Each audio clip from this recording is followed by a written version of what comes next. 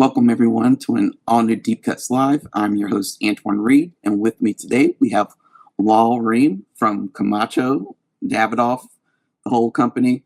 Law, this is your first time on. We've interacted a few times in the past at different events, but I'm glad to have you on. I've had, as you know, because you've helped them, I think in the background, but I've had several of your colleagues at Davidoff on in the past couple of weeks, and you've helped them each have a pretty good show. So I'm looking forward to chatting with you now. Same. Happy to be here. Excited to be here. I've been watching you as a consumer, and now I'm on here as a professional, I guess. You guess. No, you definitely are a professional. You definitely have a big job at Camacho and Davidoff in general. So before we get started, I wanted to tackle an icebreaker question with you. And for you, I thought a good icebreaker would be, what's something that you take way more seriously than the average person does? Oh, that's a hard one. I don't take anything seriously. What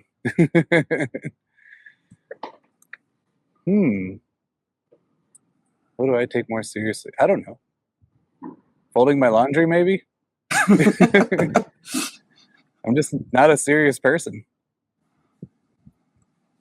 Which is, it leads into the Camacho talk, because last year when people were following you at Davidoff, you were handling Zeno, and you were wearing this bright yellow color the whole year, and then you graduated up the scale, and now you're doing Camacho. And you get to wear the sunglasses, the black. you do the daily post where you're smoking a Camacho cigar, and you get to post something Camacho-y. So how has this transition been for you, going from like Zeno to Camacho, and just learning like the different parts of Davidoff? The transition has been completely seamless, because it's not like I moved my desk or anything. I'm still in the marketing department at Davidoff. The only difference is I smoke different cigars and I wear black now, and that's been the best part, because I don't know if you ever go shopping for anything yellow, but it's an incredibly hard color to find for men. And then finding the right shade of yellow is impossible. I have a weird relationship with yellow, because it was definitely a color I did not like. And now the older I get, I can tolerate it a bit more than I could in my younger years. I think it's because as a graphic designer, I used to like to use yellow and stuff, because I'm usually very, as you can tell with this whole setup, kind of very 80s influence. And I had an old-timer boss at my first job, and he was like, you know what yellow reminds you of? And I was like, no. Like, he's like, it's urine. Like, don't use yellow in any of your design stuff. That's what us old people like think about. So I was like, like, okay, like I don't want that. So it's taken me a while to get out of that yellow being bad mentality. Yeah. Now I remember going through color theory, like the psychological thoughts behind color, when I was in art school. And yellow and red were always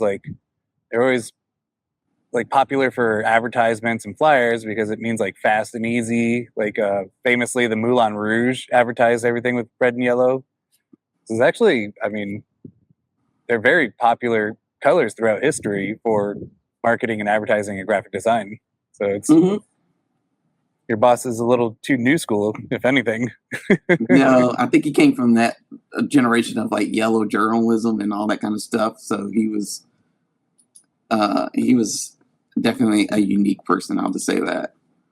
But anyway, to get that, so before you got into Davidoff, what were you doing? I had a marketing firm. So when I was in college, I started like a side hustle to make some money. And then it kind of blew up. And as I finished my last internship, which was with Merrill Lynch, they offered me a job. And I was like, oh, that sounds great. And they're like, yeah, we'd like you to move to London, and your starting pay is going to be like this much money. And I was like, I'm actually already making that much money doing my side hustle. Like, if I just do that full time, I'll probably make way more money. I was like, you know what? Keep the job. I'll just go work for myself. So I built this marketing firm, and I was pretty successful. I had done some stuff for Amazon, some stuff for Starbucks. My biggest client at the time was Intercontinental Hotel Group. Mm. And then eventually I picked up Perdomo Cigars. It was my first cigar client. And that's when I was like, oh, I really like doing cigars, like a little too much. And I just kind of like, the pandemic came and all my hotel and restaurant clients kind of disappeared, and I just had Perdomo. So I just focused on that completely, and then started working more and more in the cigar industry, which I just absolutely loved. It's never been work for me. Well, do you remember what cigar kind of got you? I know you say you worked with Perdomo. Was that a Perdomo cigar that kind of really got you into the lifestyle, or was it a different cigar? Oh no, it was I'd been smoking for 18 years before I met Perdomo. No, I had my first cigar when I was 17. I had a Cuban Cohiba, and there's this cigar shop in Beach Place, Florida. It's called Beach Place. It's on Fort Lauderdale Beach, and we go in, and me and my friends have never smoked cigars before. We're just doing it because we can't get into bars and get a drink. So we're like, hey, we'd like to get cigars. And he goes like, what kind of cigars do you like? And we're like, Cubans, right? That's what everyone Right. smokes. He's like, yeah, I got Cubans here. And he walks us into the humidor. Then he pulls out this like false wall and he moves it to the side. And there's a whole nother humidor behind that just full of Cuban cigars. I was like, looking back, I'm like, those were definitely legit Cubans. Because first of all, the flavor was outstanding. Construction was really good for being on a windy beach. And from that day forward, I was like, I'm a cigar guy. I'm going to smoke cigars forever. And then at some point, you also dabbled into the cigar media realm as well. Yeah. What was that like? Well, I had been wanting to do like a YouTube channel, but not for like, I really wanted to do a professional, and I pitched Perdomo on it, and they're like, no, that's stupid. Nobody's going to like that. Yeah, and eventually,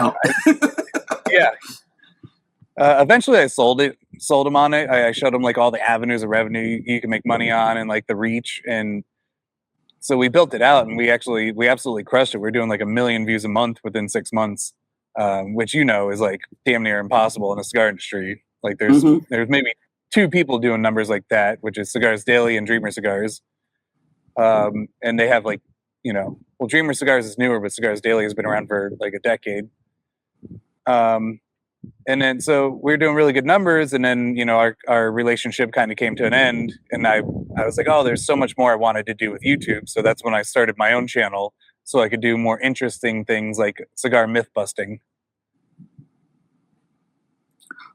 So what did working in the media side? I'm always curious, obviously, because I'm on the media side, but had it working on the media side kind of, and then making the transition to working with like Davidoff, obviously like on the branding and marketing side, like how did that juxtaposition go? Like, did you have like a different perspective going in, saying we're going to, I know how to get the media riled up and connected and interested in this stuff, or did it not really matter with what you were doing? No, I think it absolutely mattered, because, when you're a 500-pound gorilla like Davidoff, you don't know what you don't know. Like you're so used to just dominating. You don't know like what are we not doing right? And so I came in from the outside perspective, and I was like, hey, you guys aren't really like keeping up with the times. You don't really have a digital presence. You're not really like out there doing the podcast circuit like a lot of the other manufacturers are. I was like, here's all the things that I saw from the media side that I don't see you guys doing here. And they've been actually pretty quick to adapt and be like, okay, we think you're right. Let's start doing some of these things. Let's get more into social media. Let's get more into, doing podcasting and, more digital marketing. And it's been working out really well, I think. As you can see, like Davidoff grew by 2.5% last year when other companies are losing huge market share. Yeah, I mean, I liked what you all did this year at the trade show. I mean, Davidoff, you always expect Davidoff to have like a big presence at any trade show. but like this year especially, it felt like, I don't want to say the other competing company, but you had like areas of activation within your booth where if you were a media or even a retailer, it wasn't like you were just going to go to one part of the booth and be like, that's it, and you're done. It's like, go here, like, okay, now go over there and you learn about, the humidors that we're making. Now go over here and you're going to learn about Zeno, and go over here, you're going to learn about Camacho. So I could tell that was just a difference in the mentality of like, how can we best use this booth in this space and interact with people and, get people really, engaged with our brand again. Yeah. Yeah. That's, one of the biggest things I miss about the media side is you don't get to see all the booths. You don't get to hang out with all the people. You don't get to try all the cigars. I miss that a lot, but I could bring, and honestly, our team does an amazing job with the booth. I didn't really have a lot of input on that. They showed me their plan. I was like, I couldn't think of something better than that. That's really good. But you're right. They do, like, they had the interactive cocktail with like the smoke bubble on top, and and you have all the different sections like sectioned off. I thought it was, one of the better booths I've ever seen. At least since the IPCPR days when the booths were just like insane. Massive. Yeah. I kind of miss those days. Those were the glory days. I know people don't know. Obviously, people don't know what what they're missing out on with those. But I mean, I think it's still pretty good now. It's just a lot. I don't know how to describe it, especially being on the other side now as well. It's like, yeah, I feel like probably the same way that you feel sometimes. It's like I see an idea, like the trade show team, says this is how it's going to be like this year. I'm like, okay, seems good. And I just like walk the floor and just like, yep, like looks like a good show to me. Yeah. No, I agree. Being a brand ambassador type role now, or marketing, like what does that role entail? So what exactly like are all the responsibilities that are placed on you? I mean, we come up with marketing initiatives. Like we try and figure out what our swag's going to be like or what experiences we're going to do. And we have like a week every year where we kind of like pitch everything to each other and see what, oh, that's a good idea. Maybe that won't work. And we bring in like our big sales guys too, to give their input. Be like, oh, this really worked last year, but this didn't do so hot. So we have like a big marketing week where we work on all that stuff. And then once all the activations are kind of like put together, we make videos, or we make what we call playbooks. Like we make all these documents to give the sales reps. And then after that portion, we just go out and we're just out all the time. Right now, I just landed in Chicago about an hour ago. And we're constantly on the road, just doing events, like educating people, or just, doing our experiences, which we're, really known for, trying to bring something fresh and exciting to the cigar industry, not just like, buy a cigar, get a cutter. Mm-hmm. So what do you enjoy about the traveling aspect of, because I know that you're on the road constantly.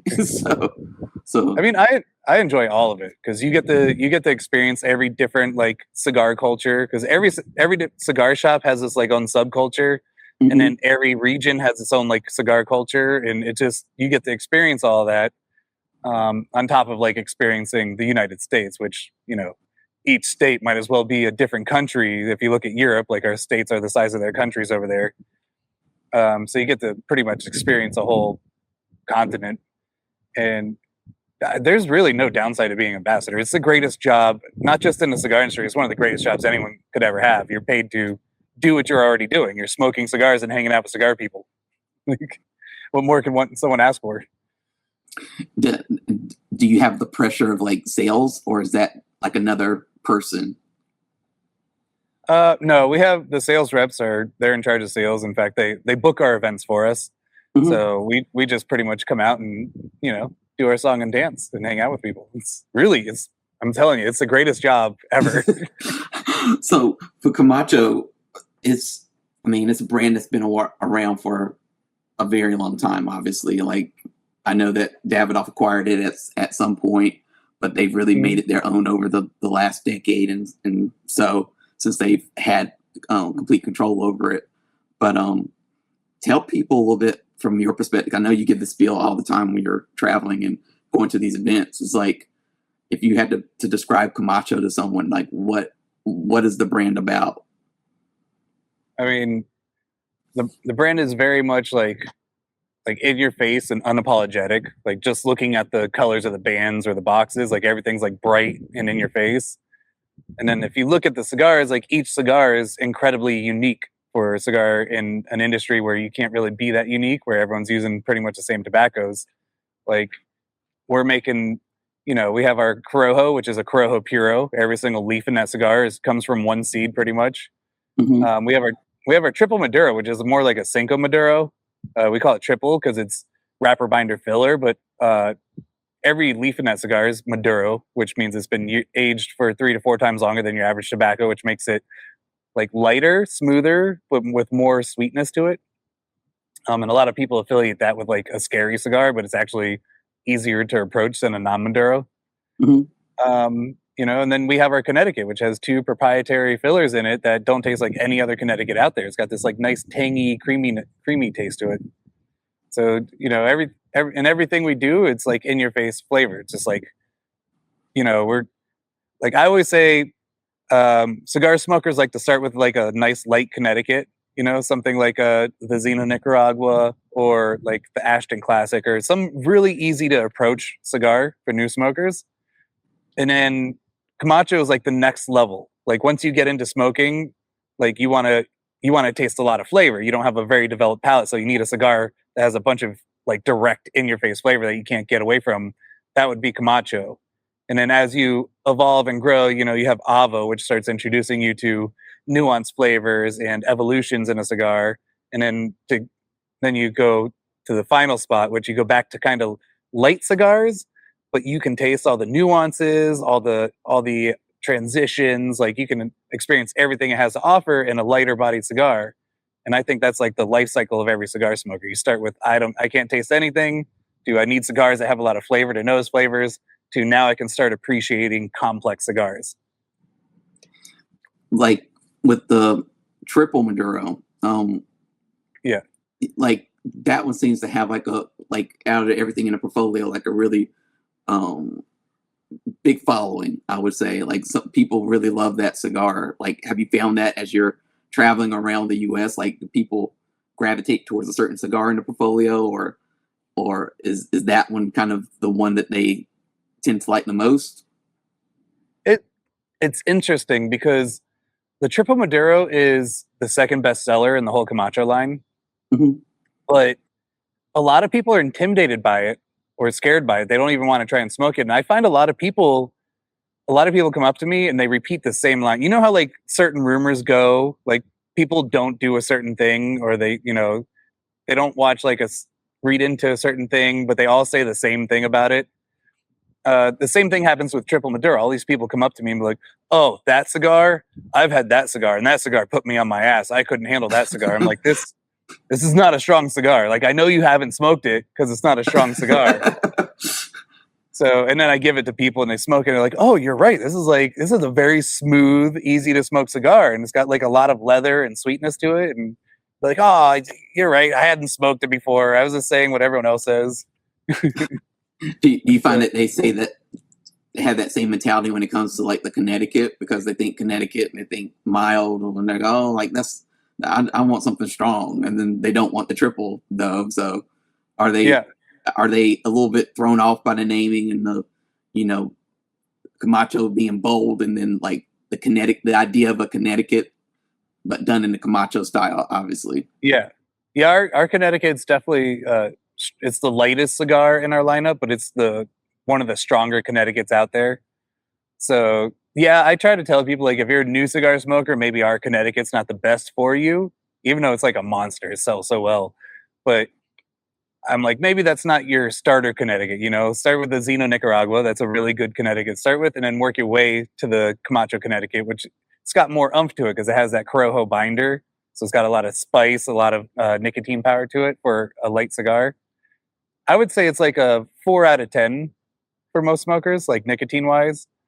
And then you can move right from that to the Triple Maduro, which is like a 5 out of 10 nicotine wise. You could literally it's like one little step up. Except the Triple Maduro just has like way more flavor to it. Which Camacho cigar do you feel is the most underrated? The Ecuador, for sure.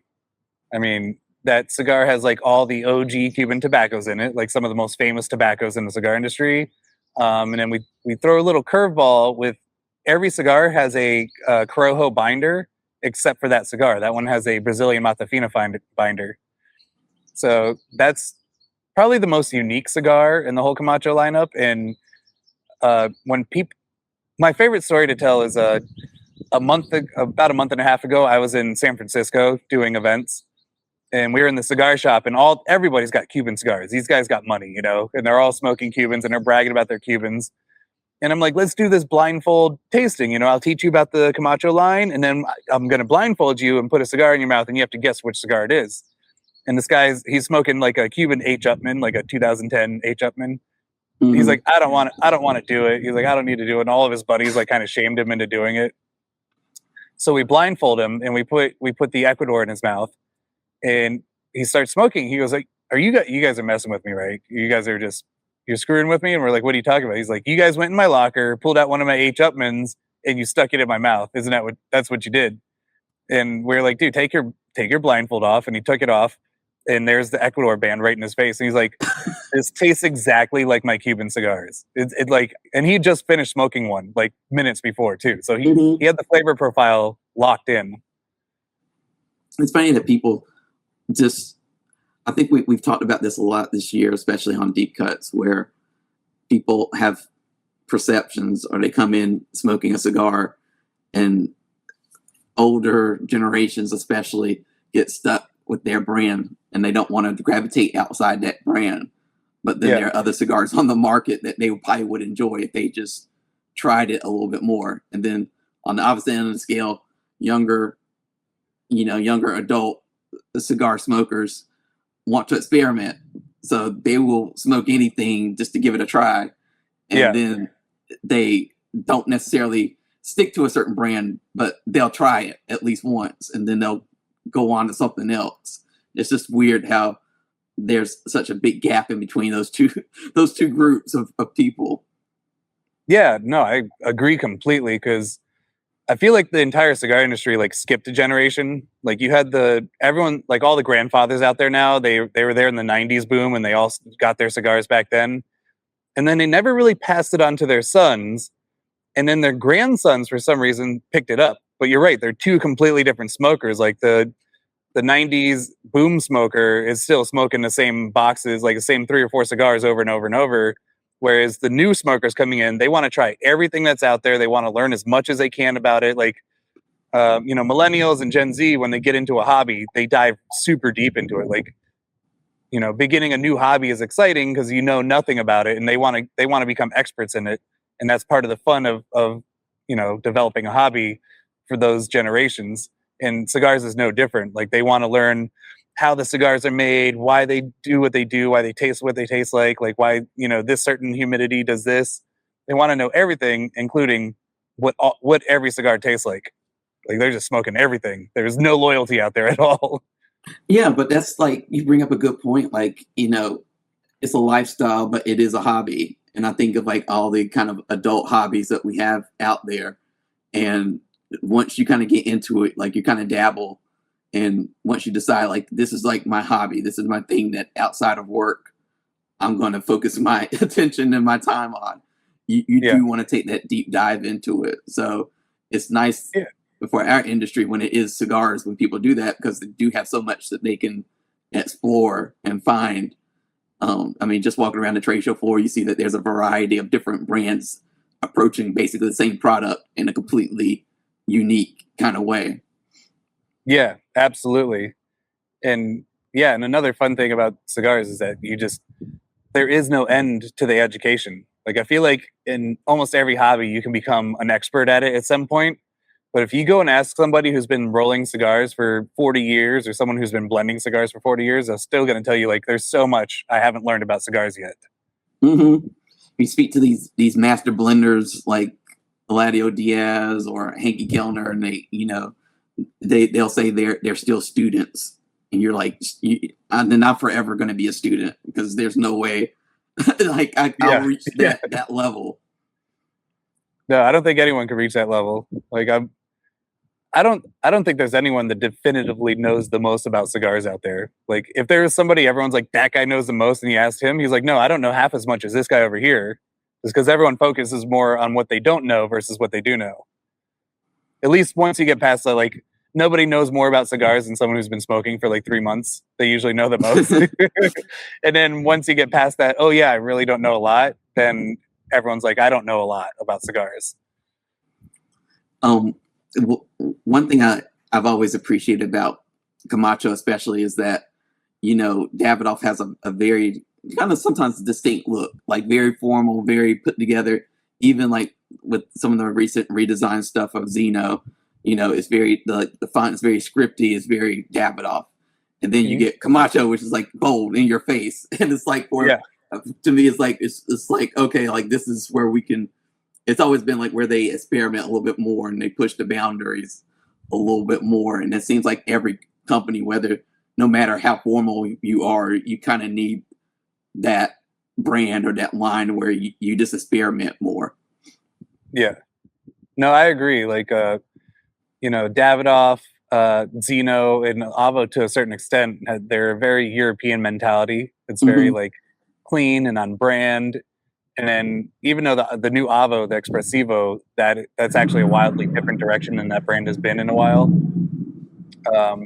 But yeah, Camacho is definitely like all the other Davidoff brands over here, and Camacho's over here having a party while they're over here having like a white tablecloth dinner. No, it's like Davidoff over here is like the formal white dinner and stuff like here, and the Camacho's always like the motorcycles, the big ring gauges, the like Hardy smokes. So it's always been fun to like see that juxtaposition with it. Obviously, with working with Camacho now, you've done like a Camp Camacho experience. Was like, do you remember your first Camp Camacho experience? Like, when was that? So I had done a lot of other factory tours before I got here. And when I got to the Camp Camacho one, I was like, so my first experience of it was going out there to design the next year's Camp Camacho. So we kind of like skipped a year, and we used that to like redesign how it's going to be a little bit. And we ended up making it what I think is the perfect tour.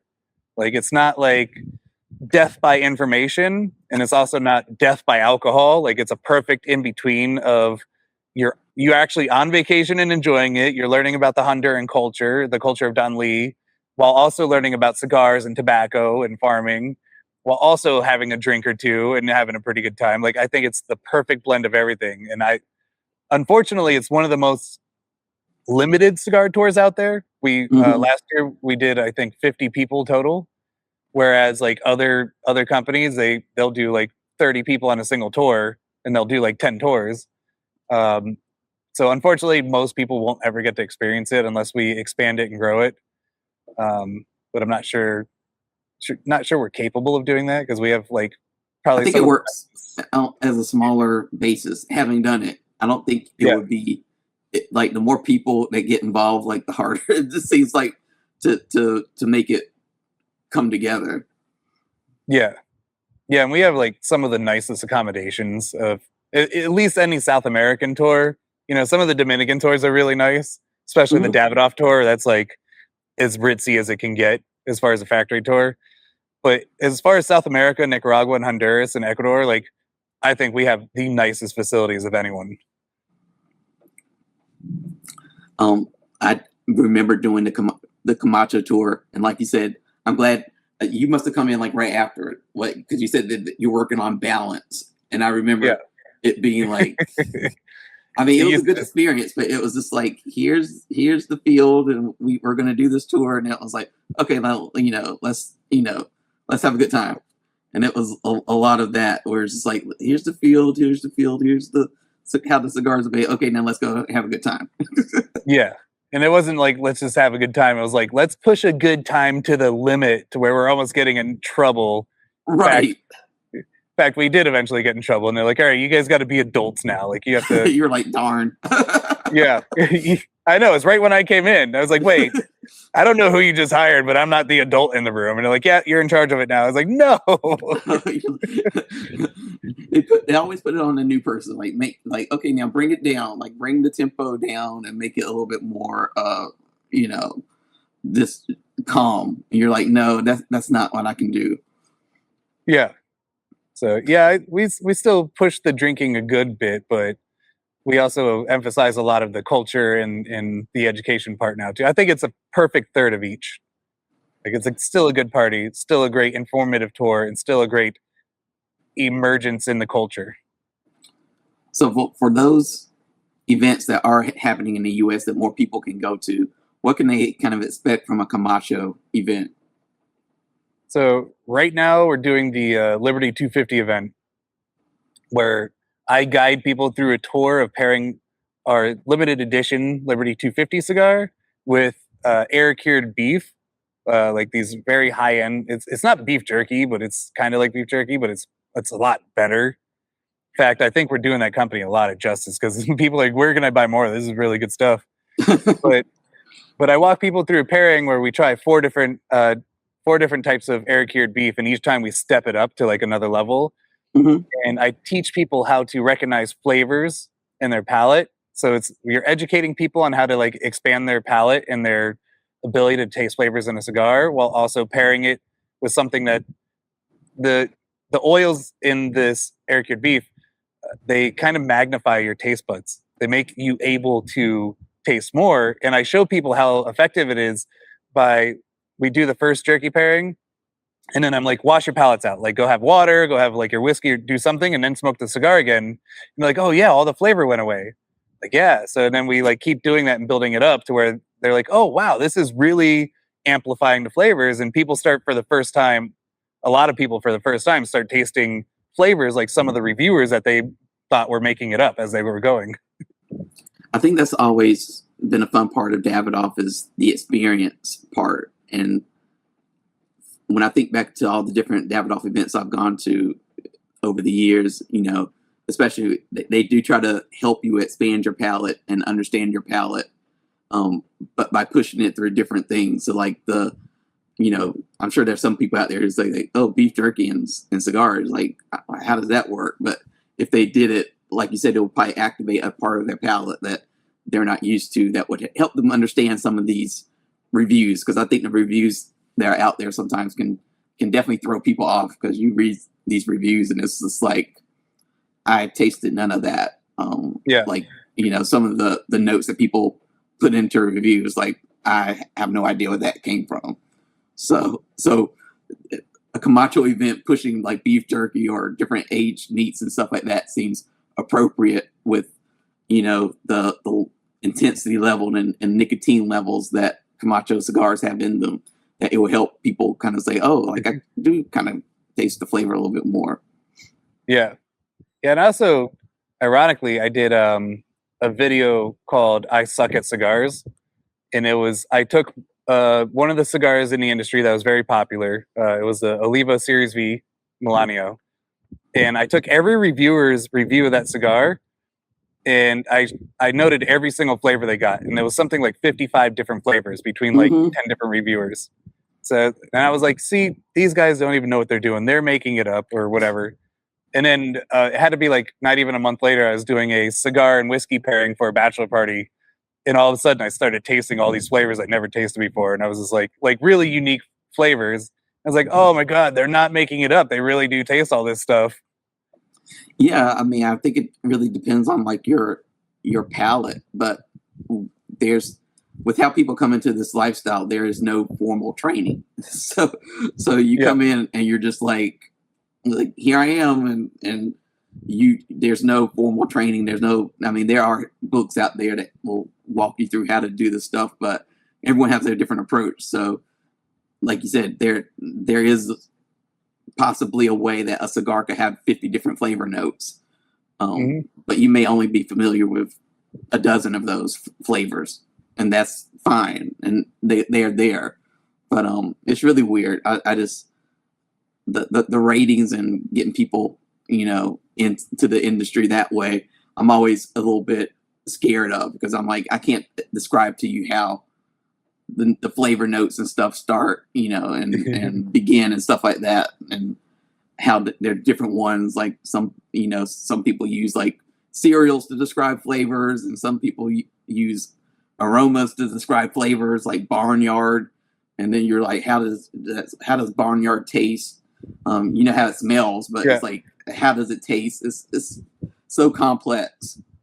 It is extremely complex. Yeah. Because taste is like, it's a mix of what you smell and what your memory knows. So, and that's why people get so many different flavors, because their memories are different, and their taste buds are different, and their smelling senses are different. Like, people have clogged noses, people have really good noses. Like, and when you combine those two, the memory and your ability to smell things, that's when you get all those wild flavors. So this year at the trade show, I know like you were showcasing the 250 cigar for Camacho. Mm-hmm. Was that like the main kind of focus for this year? That is the main focus for right now. Yeah. Oh, okay. I was like, that's a tease for those who are listening or watching of something coming. But I do like going back to the portfolio. Camacho, when they redid the bands a couple of years ago, and like you said, there's like a band color for each one. Some of them are a little bit, there's like a red one or yellow one. I think that was really smart, just because when people do smoke through the Camacho portfolio, if you know nothing about the wrappers or whatever, the name might refer to, you could at least say for Camacho, like, I like the yellow band, or I like the orange band. It makes it a little bit easier to go into a humidor, and as you're talking to a tobacconist, help you find your way through the portfolio. Yeah, it's funny you say that, because when I first got into smoking Camacho cigars, I was like, oh, I really like the blue one and I like the black one, and those are really good. And now when I'm doing the education, I'm like, the Triple Maduro in Ecuador and the Crow, and people are like, what colors are those? I'm like, oh, yes. I should just tell you the colors. Have you, obviously, working with Davidoff, working in Camacho, you have access to more stuff than, past, present, and future stuff that most people don't have access to. Has there been like a past Camacho cigar that maybe is not out there as much as it used to be, that you've smoked, that you've been like, wow, this is like really good? Oh. Did I lose connection? Hello. Hey, there you are. I lost you for a second. Okay. No, yeah, there's like, I know the bourbon barrel aged is very popular. I've never had a chance to smoke that. And when my buddy out in California sent me a picture of one, I was like, do they have any more of those? He goes, yeah. I was like, I'm going to send you money, buy me the box. And he messaged me the next day. He goes, hey, I bought the box. Bad news though. I was like, oh, they're bad or something? He goes, no, they're so good, I'm keeping them. So so I still haven't tried the bourbon barrel age, but that's one of the most popular ones that people miss. Mm-hmm. And then our sales rep, John Graves, up in New England, he just gave me like a really old Camacho, like before we changed all the branding. And I swear to God, that thing tasted like Cinnamon Toast Crunch. It was so good. Like, it was this very intense. Like, I just remember being a little kid having that like milky Cinnamon Toast Crunch milk. It was an amazing cigar. Yeah, there's definitely some legendary cigars out there, and some cigars get way better with age, and some cigars get worse with age, and you never know which is which. Yeah, but I think that's part of the fun of the hobby and the lifestyle, is trying some of these old, cigars and seeing what you get, because you don't know what, like you said, what you're gonna end up getting. But there are so many like older Camacho stuff that's probably still out there that probably some people, I think the newer generation who are kind of stuck in this, what's new mentality, if they saw that, it would be new to them, but they would still know that it's been on the market for a while. So they're like, oh, I don't want that. But yeah, those have some different experiences and different approaches that maybe some of the Camacho stuff of now like does not have. So it's definitely fun to kind of go through the portfolio of old stuff and try, some of these classic, I guess you could call them, blends that aren't out there anymore. Yeah, yeah, for sure. Like when we were at the factory tour this year, one of the shop owners, we had just smoked the Liberty 250, and he brought the 2015 Liberty with like one for everybody. And they were, when we smoked the 250, everyone's like, "Oh my god, that cigar is so good. There's no way we're gonna have a better cigar." And then we smoked the Liberty from 2015 right after, and they're like, "Oh my god, that's a really good cigar too." So so it's cool. It's cool trying the old cigars, and with the Liberty series, it's always a different blend. So you can't. It's not oranges to oranges or apples to apples. Mm-hmm. So it's you can't compare it that way, but it's still cool to smoke like a brand new cigar that's like not even released right next to a cigar that's over 10 years old. When you came into Camacho as especially having worked, a couple of years, like a couple months on the Zeno project, like what did you immediately see that you said, oh, we could definitely do this better? Was there anything that you kind of identified right away with Camacho that you said, we can do this better? I think with Camacho, it's a lot harder because it's been around forever. I mean, Camacho was started in 1962. Like, it's an old brand. So it's harder to be like, oh, this is what Camacho's missing. It's more like, let's remind people what's great about Camacho. So let's bring back some of the old things we used to do that people loved. Whereas with Zeno, since it's such a new brand, it's like my big thing was letting people try the cigar. I was like, we need to just give out as many free samples as possible because that cigar is so good. When people try it for free, they're definitely going to go buy it. And that worked really well for it. I did that whole road tour around the country. I probably gave away, I don't know, close to 10,000 cigars in 2 years. Mm-hmm. So it's like 10,000 different individuals that kind of tried that cigar. As opposed to Camacho, where, I still want people to try free samples, but it's not as, it's not a new cigar. So, companies like, oh, we can't just give out free cigars. And it's not good for the cigar shop either. You're giving everyone a free smoke, so now they're not buying one. You're kind of taking money out of the cigar shop's pocket. So I always try to, if you buy a cigar from this company, I'll give you a comparative Camacho that I have, so they can try it. Because I think people just forget how good Camacho is. Once they try it, they're like, oh yeah, I used to smoke this a lot. Now I remember why. People just kind of fade out of it because they're trying new stuff. And we don't really make new cigars a lot. We'll come out with some limited series every now and then, but we don't make new core lines very often. I think the newest core line is over 5 years old. I think that's different and good because I can imagine it being a little bit of a challenge again with the generation that's always looking for something new and refreshing when your core lines haven't changed as often as the next company next to you or whatever. But how do you approach some of these kind of cigar enthusiasts who are not brand loyal, who are basically they're curious about everything, and how do you approach them and explain Camacho to them in a way that gets them to at least revisit it or consider revisiting it? I mean, I just pretty much tell them smoke it again, just smoke it again, and they smoke it again, and almost every single time it's the same exact response. It's like, oh yeah, I forgot how good these are. I mean, they're still not going to be loyal to that cigar because those particular smokers again want to try everything that's new. And we probably have a good 40, 50 new cigars coming out every single month, and that's what gets them excited. Oh, that's the new one. Maybe that's the new great cigar I've never had.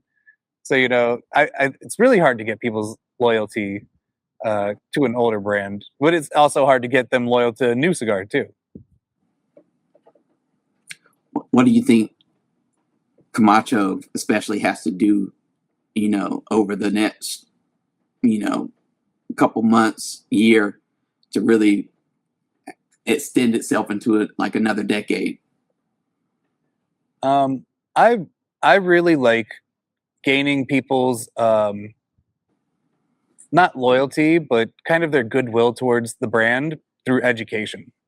Like I love teaching people about cigars, and if I can teach somebody something new through Camacho, that'll leave them with a good memory that when they look at the cigar, they always have like, oh yeah, that was a good memory. You know, maybe they don't remember the memory, but they still remember like a good experience with that cigar. And I think that's what Davidoff does really well is we're always trying to do these educational experiences or these like over the top experiences to go with your cigars, rather than just like swag, which we Hmm. also do. But I think that gets a lot more people's loyalty because they're like, oh, you did something of value for me. I didn't just buy the cigar and smoke it from you. Like you gave me something in return for my purchase, which was an experience or an education. And with that, right now I'm actually developing a program. We call it Scorp Tales or Scorpion Tales, where we're going to educate people. And I've already started doing them. It's kind of like in the test phase where we smoke the whole Corojo plant from the bottom to the top.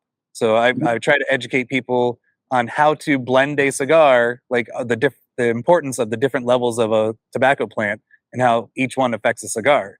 So we smoke the Velado, the Viso, the Seco, and the Ligero. No, sorry, the Velado, the Seco, the Viso, and Ligero. And we smoke the whole plant, and it teaches people a lot. Like when you smoke the Velado, it has no flavor at all. It barely has a smell to it. It's just for combustion, pretty much. And then you work your way all the way to the top, which is Ligero, which has like it doesn't have any combustion. It's hard to keep lit, but it's just jam full of flavor and nicotine and strength, and it's just in your face. And through that experience, you really open people's minds, and they're like, "Oh wow, cigars are way more complex than I ever thought." And they always attribute that to their Camacho experience, which that's I can't think of a better way to get people's loyalty other than giving them something of value like that. I mean, I like what you just explained because I always grapple with the issue of how do we make education in the industry fun because Yeah, nobody wants to be like bored or feel like they're really like in school, like learning something. Like very few people can keep that kind of engagement with cigar stuff. So like how do we present premium cigars in a way that's like you said, it teaches people that because I learned a little bit just from that because I've always had the question like what tobacco combusts that makes the most smoke come out like yeah, we don't talk about that kind of stuff and people don't necessarily want to read about it. They want to like experience it, so it's like how do we get more people educated and like in a scalable way, do you think? yeah. I mean that's it right there. Like I just when we were doing the Camp Camacho tour, I was just curious. I was like, what does a Velado do versus a Seco versus a Viso? And the our manager Manuel, like he was like, I don't know how to explain it to you. He's like, you just got to smoke it. It's like, can we smoke the whole plant? Can we just try every leaf on the plant? He's like, yeah. He's like, I guess I don't think people would be into that. I was like, no, you have no idea. Like people want to learn this stuff through the experience. So we did it, and I was like, can we do that for Camp Camacho? He's like, yeah, it's actually very cheap to do. It's just filler. It's like filler leaf. It doesn't cost us much. So we made a bunch of little things, and then I was like, hey, this is so good. Can we actually package this and bring it to America? And he was like, yeah, that's gonna take a little bit more. And then we talked to our bosses over in Switzerland. They're like, yes, absolutely, we would love to do that. That's a great idea. So we were able to bring it to fruition just through pure curiosity. So it seems like curiosity is the key here, like in asking questions, because like you were bold enough, tapping into like the Camacho theme of bold. You were bold enough to ask a question, and now you have like a whole new education thing probably that will be a lot more memorable than just sitting there drolling on about facts and figures. Like if someone sits there and actually smokes the fumar and stuff like that, and they go through that Yeah. process, they're gonna understand a bit more than if it was just like given to them on a handout in a drawing or something like that. Yeah, absolutely. And the first time I went on my first factory tour and I learned about cigars, that's when I really started like smoking a lot more too. So I got way more involved in the industry just by having that curiosity fulfilled, and I wanted more. So I started smoking more so I could notice more. And so I want more people to do that. I want to take these people that smoke one or two a week and get them smoking one or two a day because I love it so much. I want them to love it as much as I do. What do you want people to kind of take away from this interview in particular about Camacho? because we have so many different people from the industry. Each say that the same, they make the best cigars. What do people need to know about Camacho, as they go out and see this brand in the humidor?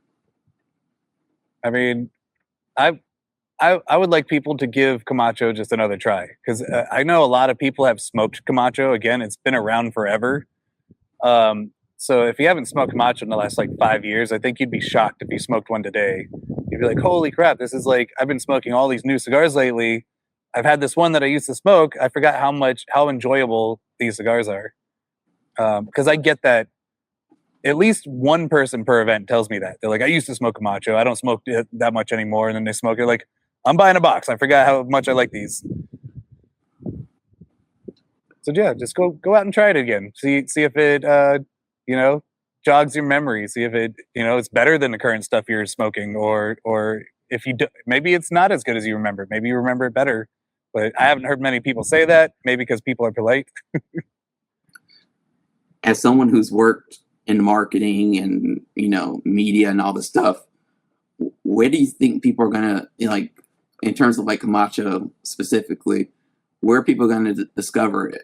And I say that because it used to be, when I first got into this industry, 2010, advertising, print magazines were still king, and magazines in general and stuff like that. You would go out and get the magazines and flip through it and say, you will learn from just flipping through one magazine, all the new releases and all that kind of stuff. And then it kind of shifted, a little bit towards social media. And then it feels like it's kind of shifting again. I mean, I think we're still on social media, but it's you can tell people are looking for the next platform or the next thing. Where do you see this going? I mean, I put a lot, I think it's very noticeable. I put a lot of stock in all the, we call it emerging media. So all the podcasters, all the YouTubers, all the Instagrammers, I put a lot of stock in them because they're the future of the industry. They're the people that are curious. They're the people that are exploring. They're the people that are trying everything out there.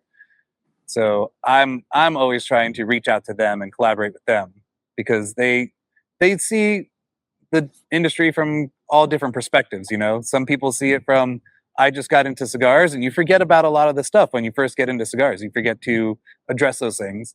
And then you have the people like you and Cigar Coop and Matthew Tobacco, who are so deep into the industry that you have to go back years and years worth of their podcasts to understand what they're saying today, because they're just so deep in, so I always like to talk to everybody and get their perspective and try to keep my ear to the ground on because you get blinded when you're on the inside. You're in your bubble. You only know the things that you guys know. And if you just listen to everyone else, it'll give you much more insight than anything else out there. And I don't think we get much insight from the big magazines anymore. I think they have their place. I think they're great. There's amazing articles in Cigar Snob and Cigar Aficionado and all those. But I also think they're very entrenched in the industry too, so they don't know what they don't know. Yeah, I just think of how, I tell people from a media's perspective, obviously I still work with industry magazines and stuff like that, and they're fine. But I say, where do you discover your news at these days? It's you used to, if someone told you there's a great article, and so, even if it's a magazine, there's a great article in GQ about so-and-so, you run straight to the internet to try to find that story. You don't go to the, you don't run to Barnes and Noble and say, I got to pick up this issue of the magazine. You just want to look at it and then experience it. And then it's you see it with the web analytics, even you put out a story and it, there are things and trackers that can tell you it'll take 2 minutes to read the story. And then you look at the analytics. How long did they spend on the website? They spent 30 seconds on the website. There's no way they could have read the article. So it's just we're living in such completely different times. It's hard for, I think, some people to let go of certain platforms and certain forms of delivery of messaging and fully embrace new stuff. Yeah, and I see them adapting. Cigar Snob, they do their Fridays. They're like, oh, what did we get in today? And then Cigar Aficionado, they're starting to do more of the behind the scenes stuff. They're starting to explain what their thinking is and what their processes are, which I think that's the whole point of social media, right? Is to be social. Show everyone the humanity behind the big machine. Mhm. And that's also kind of what I want Davidoff to do, is like show people that there are people behind Davidoff. It's not just a suit and tie with a blank face. Like, this is a whole company of people that are incredibly passionate and they really care. And that's honestly the biggest eye-opening thing coming to Davidoff. This is we're going a different direction with this, but when I got to Davidoff, I thought everyone's going to be like in a suit and tie, and they're all going to be, on their P's and Q's, and they're all going to be like, oh, let me type out my formal document. And I get in there, and we have like this conference room where we can smoke in, and we have projectors, and like we put stuff on the screen, and we just get so much stuff done by smoking cigars together and just shooting the shit across the table. We're just like, what do you think of this marketing idea? And then this guy from sales or business development's like, that's stupid, it'll never work because of this. And like, we're really just like, everyone at our company are savages and they're amazing at their jobs, and we have some of the best people in the whole industry, and we all love each other. There's no clicks, there's no people that hate each other. Like, we all love each other, and we all protect like what we have at this company, because we know if you lose it, you'll never get it back again. I think that's a great way to kind of wrap up this part of the interview, just because what I hope people learn from Deep Cuts, and especially, is that there are faces behind the brands. And, I think people connect more with people and faces and stories than they do with a press release, or even these days, like a formal article, 1,000 words describing it. Just hearing that little sound clip, which I'm sure when I chop it up, it'll be like, a minute's worth of this like hour-long interview that we've done. People will be like, that's cool. Like, maybe I need to look more into, Davidoff and the people behind it. And hopefully that with all the different podcasts out there, and with all you find, getting on the podcast and doing your thing in your own styles, hopefully more people will, like you said, at least say like, let me give Camacho another look. Let me give it another try. Maybe there's something that I missed the last time. Yeah. Or maybe they just forgot. Yeah. At this part of the interview, I usually like to wrap things up with two questions. One of them, which I'm pretty curious now, that since that icebreaker, do you have a philosophy that you like to live or work by? My philosophy is like, I'm very like, be a team player, do the right thing, work hard but play hard, which is a very generic philosophy. But I don't know if it's a philosophy, but I know people say like, if you do what you love, you'll never work a day in your life, and it's very cliche, but it's incredibly true. Like, I've been with Davidoff for over 2 years now. I don't feel like I've worked a single day. There's not been a single day where I went home and I was like, oh, that was exhausting. It's every single day I wake up and I can't wait to get into work. So I really, like, I know a lot of people have side hustles and are doing like YouTube things about whatever their hobby is or whatever they're interested in. Like, that's how I started, and now I'm working in that hobby or the industry that I absolutely love. And I hope a lot of people chase that, because my life has been so much better. And it's not like, I'm not chasing a paycheck. I'm just going into work because I love it. That's great. I want you to finish this sentence. Law Ream is a great asset and a great liability to Davidoff. I love the duality. Yeah. I try to create a lot of new value at the company, and I think a lot of people at the company will say I do. And at the same time, I go on a lot of podcasts and I say things I shouldn't say, and I curse a lot, and I tell stories I probably shouldn't tell, and so far it's been okay. Like, I know the owner of Davidoff follows me on social media, which I've been like, ooh, maybe I shouldn't be posting such edgy posts anymore. But no, apparently he loves it. A lot of the people in Switzerland, they all follow and they love it. So, it's been working. But at the same time, we have a lot of people in the company who are like, I don't know how you're still here. You should have been fired a while ago for some of the things you've said. Well, I want to thank you for coming on today and sharing so much. I don't think any of this will get you in trouble, but I think it was great to get some Camacho, exposure on here. I think it's been a couple of years since we've had someone come on and talk about Camacho, especially. So thank you for coming on tonight and sharing My so many pleasure. different perspectives on Camacho. For those people who are not watching or listening to this, or they may just be listening to this, can you tell people like what social media stuff they need to follow in order to keep up with Camacho and Davidoff and you? I'm pretty much exclusively on Instagram. My Facebook got hacked in January, which sucked because I was extremely active on Facebook. I was in over 100 different cigar groups, answering new smokers' questions all the time, and also learning. But ever since I got hacked, I kind of like let Facebook go, and I've been focused purely on Instagram at Bold Leaf Law. That's Bold BOLD Leaf LEAF Law LAW, one word for the people listening, because you got it on the screen. It looks beautiful. But I did recently start up a new Facebook page, just so I can get back in some of those cigar groups that I really miss. And I post more like some of my more personal stuff on there. I'll post some stuff about my family and my dogs. Some of the stuff I do for fun. But on Instagram, it's all Camacho all the time. Great. I want you to sit tight because we have a couple more things to film before we are completely done for today. But for those who are watching or listening, I want to thank you all for tuning in today. Make sure you follow whenever Deep Cuts, is on where you're watching this and consuming this content. If you missed any of this episode and want to see any of it or any of the other 170 some episodes of Deep Cuts, you can do so at youtube.com/deepcutslive. Everything is there.